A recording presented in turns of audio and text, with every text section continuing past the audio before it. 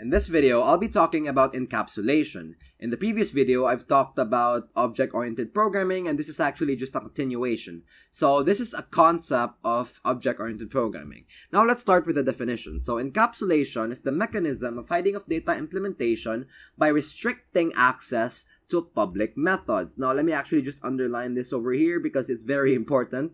Encapsulation, restricting access, that's actually the essence of encapsulation, right? So let's put ourselves in a situation where we're actually assigned to write a program or the software for a vending machine.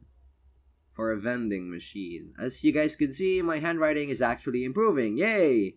So let's assume that this part over here is where the food comes out, and this part over here is where you insert the coins or the bills or etc., right? So let's say that we were assigned to write the program or the software for this. Essentially what we want to do is to restrict access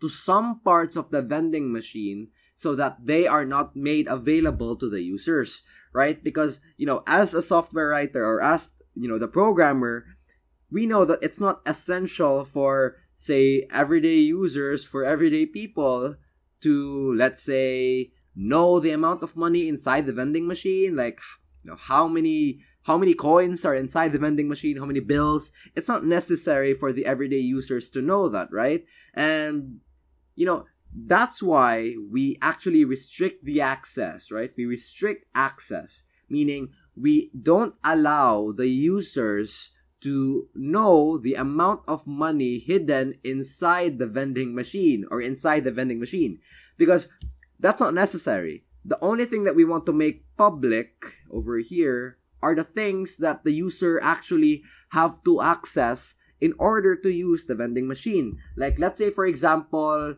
the program itself, or the part of the program that's responsible for allowing the user to choose which item inside the vending machine he wants to buy, right? That part has to be made public because the user has to buy food from the vending machine.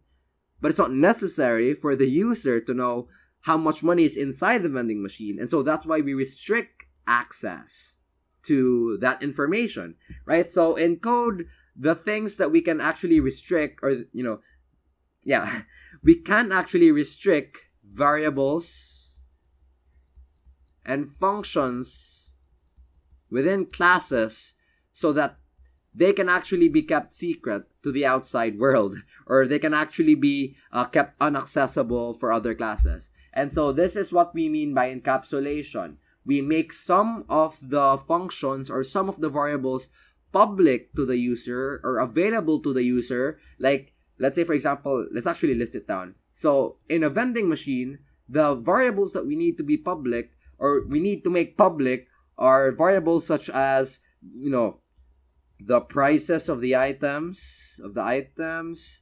The items, and, etc. For functions, we don't actually have to know how the software runs. We don't actually have to edit them. We don't actually have to modify or tinker with the software of the vending machine. So we keep that thing private. And the only thing that we keep public for a vending machine is the ability for the users to actually buy or transact from the vending machine, right?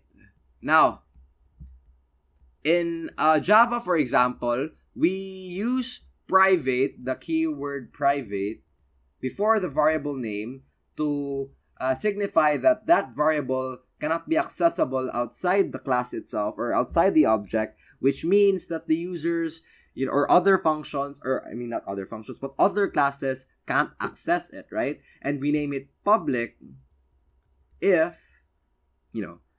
other classes or the user could access it. We make it public or we make it private. That's the concept of encapsulation. We make some of the implementation details private, and we keep some of them as public, depending on our need. That's about it. And if you guys would actually want to learn more, about the concepts of object-oriented programming, just go to the next video.